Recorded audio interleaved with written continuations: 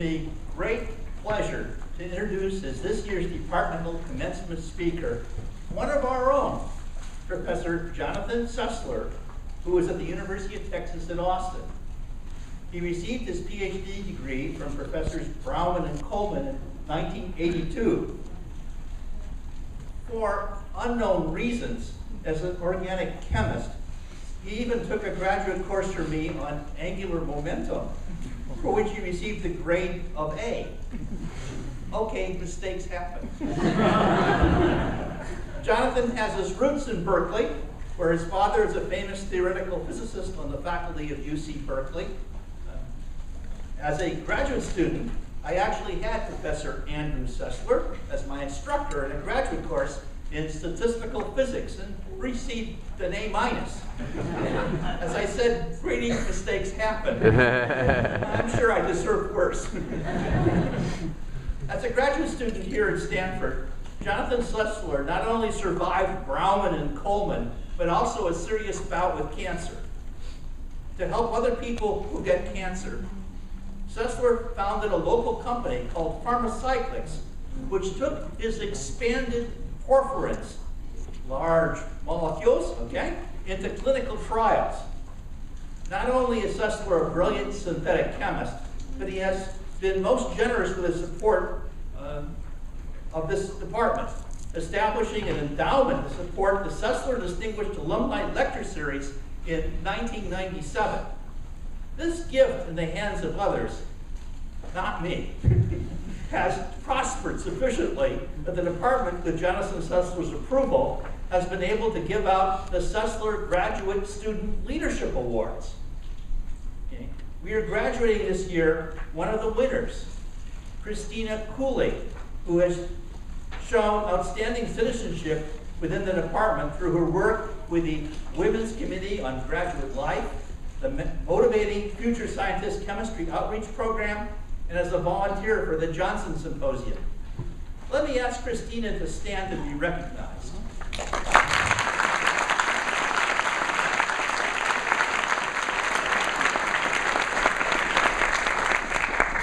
In so many ways, the Stanford Chemistry Department is grateful to Professor Jonathan Sessler, who has made this department a better place than he was a graduate student here.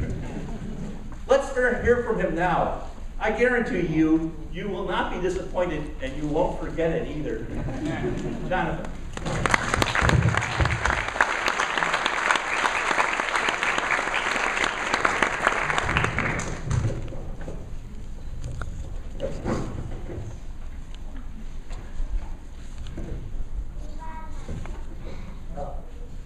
Thank you, Dick, and thank you, everybody, for this honor. It's really amazing. It's fantastic, but also very funny. It seems it was only 30 years ago that I was falling asleep in your class.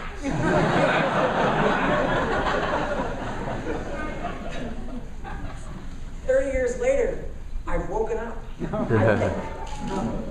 I'm being asked to address this amazing, smart, and I have to say, very good-looking group of graduates. It really does seem like a dream. And if you know Professor Zayer's class, it may well be.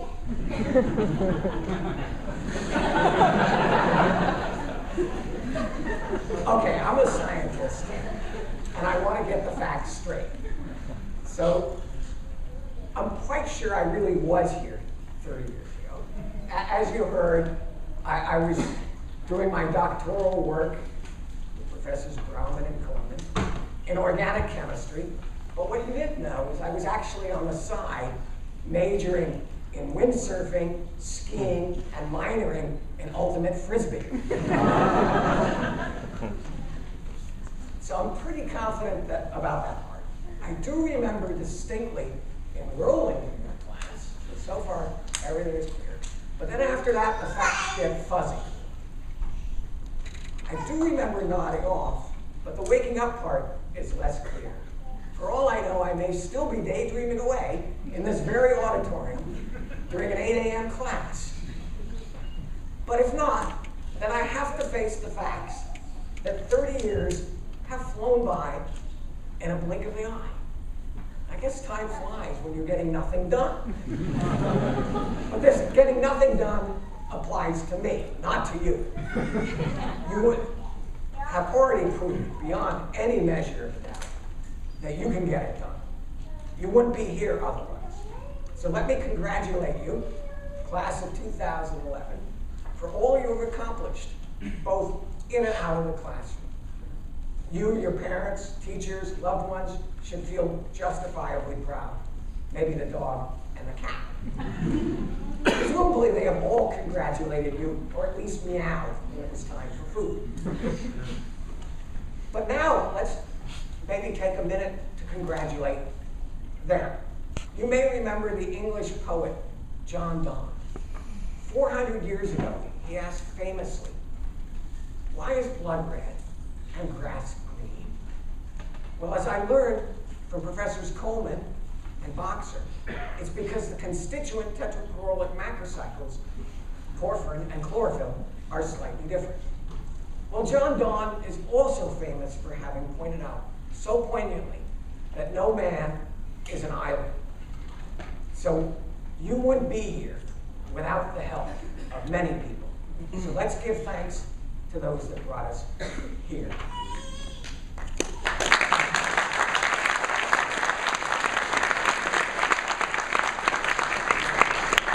I want to especially take a moment to thank our teachers, particularly those that aren't here today to enjoy today's festivities. For me, it was my seventh grade science teacher, Jeff Davis. I was attending the very dangerous Williard Junior High School on the border between North Oakland and South Berkeley. And Mr. Davis kindly allowed me to spend fifth period inside doing experiments rather than outside being mugged. These are true stories. I can't. Mr. Davis was fearless, and he enjoyed as much as I did these experiments. Almost all of them ended up with a big bang. Fortunately, this was the era of the Vietnam protests, and even today, in that part of town, random explosions are part of the background noise. So we never got in trouble. But we never really succeeded. So by now, you all appreciate that chemists, particularly organic chemists, start by trying to blow themselves up. And the good ones succeed. Professors, people like me, didn't quite figure it out. Since then, many others have helped me and inspired me, including various household names up at that school we can't mention: Brad Moore, Alex Pines, Andy Streitweiser, Peter Mulhart, and here, as you know, Professors Brauman and Coleman, along with Henry Taube, Dick Zare, and Steve Boxer, and the list goes on and on. Barry Sharpless, Mike Thayer. All of them survived their profession in spite of having me as a student. So they deserve kudos. But I'm also grateful for my father, Andy Sessler, who early on in life convinced me that I wasn't smart enough for life in theoretical physics. As you heard, my father was once one of the teachers of our own Professor Zare. Modesty requires he be humble in his statements about that. But in those days, an A- was an off-the-chart grade. And I am sure you learned a lot more in that class than I did from yours.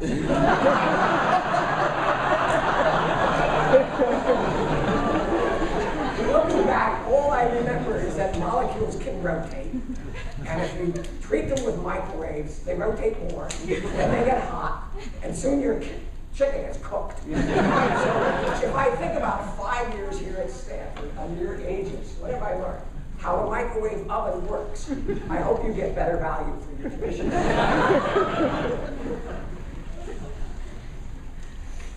Okay, let's thank our parents, thank our friends, but I want to do something else. I want to thank you. All of you are going to do great things. why I want to thank you.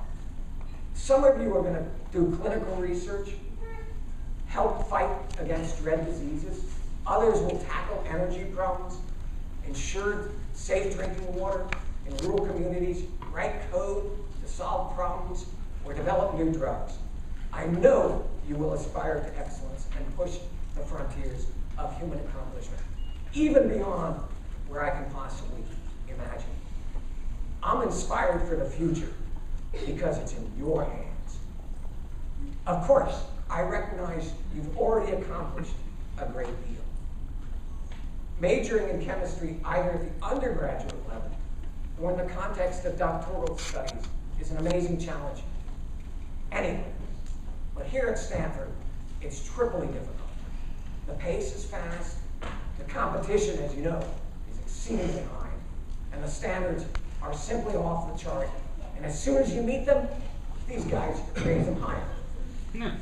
So in the space of a few short years, you had to learn 300 or 400 years of chemistry, and then quickly move to the front lines of research and discovery. Every one of the graduates sitting in this room has already done something amazing. You know that. But I want to underscore it for the benefit of family and friends. You deserve every praise, and I congratulate you heartily on your past accomplishments. But it doesn't stop there. I want to look to the future. I want to challenge you and even dare you to make it great. Some of you know exactly what you're going to do. Others may still be searching for the right problem or the perfect cause. Or you could just be struggling to survive. And by now you're probably thinking, why is this Sessler guy going on and on about greatness? I'm just graduating, I can't even get a job. I know it's tough, but please don't give way to cynicism. In this day and age, you're probably tempted to think it's no longer what you know, but who you know. That's wrong, and I'm here to correct it. It's not who you know, it's whom you know.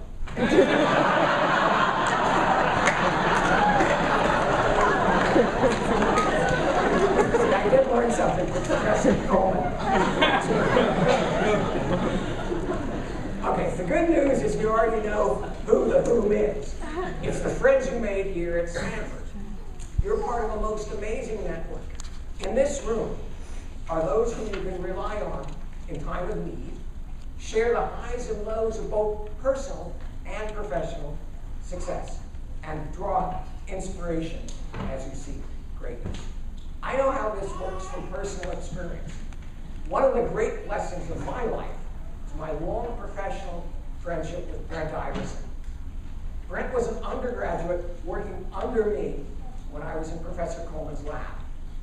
He graduated 29 years ago, and in June of 1982, he's sitting just where you are today. In a funny twist of fate, he's now chairman of chemistry and biochemistry at Texas, and so formally my boss. And I realize now I should have been nicer back then. Okay, contacts are great, friends from Stanford a blessing, but it still leaves unanswered the million-dollar question: what are you going to do? My advice is to follow your heart. This is free advice, and you're getting exactly what you paid for. But the good news is there is a luncheon after this, so this isn't a total waste. One of the things we learned in grad school is always go for the free food, which explains more than anything why I'm here today. If you'll be kind enough to indulge me for a few minutes, I'd like to suggest that you balance your talents against this host of needs that are crying out for your dedication and effort. Grab those opportunities as they come. I'm old enough to realize, in a way I certainly didn't back then, that opportunity often masquerades as adversity. I learned this the hard way when I was your age. I joked a minute ago about mineering in Frisbee and windsurfing while here. And that was true, and it was fun. But the reason I chose Stanford for my PhD is because as a senior at Cal, I can say that dirty word, I was diagnosed with Hodgkin's disease. And I that's a kind of reform, by the way. I then spent my senior year commuting down here for radiation therapy under the guise of the late, great Henry S. Kaplan, who invented radiation therapy, really, for that disease.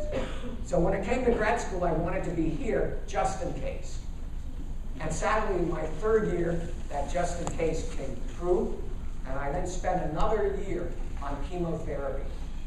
Basically, I had spent that year having my veins pumped full of all kinds of nasty toxins that made the chloroform we were sloshing around the lab when the safety officers weren't looking seem like child's play. While vomiting my way through that year, I developed a personal vendetta against cancer. I also became friends with my then physician, Dr. Richard Miller. With his help, I went on to develop several experimental cancer drugs and have fun in a couple of new areas of science, expanded porphyrins you heard about, but also anion recognition. So anions are things with a minus charge, and I'm very interested in making receptors that can hold things with minus charge, anion recognition, because it matches my negative personality. But I think you get the picture. The Stanford experience for me, as it surely is for you, is a window onto the world. What the world will look like and how your personal future shapes up is impossible to predict. However, one thing I am sure is thanks to Stanford, and more importantly, thanks to you, the future is going to be much better than it otherwise would have been. I know you're going to do great things. Then 30 years from now, when you two are once again sweating away in a cap and gown, trapped behind a lectern the way I am today, you can start your talk by noting how time flies when you're getting lots and lots done. I'm sure this vision of greatness will become reality for each and every one of you. As Theodore Herzl said, if you dream, it will be. I'm pretty sure he wasn't talking about my daydreams in Dick Zayre's rotational dynamics and stat mech class. However, his lofty sentiments will surely apply by the time you reach your own Rip Van Winkle moments decades hence. Your family, your friends, your teachers, and the world at large are all counting on you to do great things. Go out and make us proud. Again, congratulations to all. The best is surely yet to come.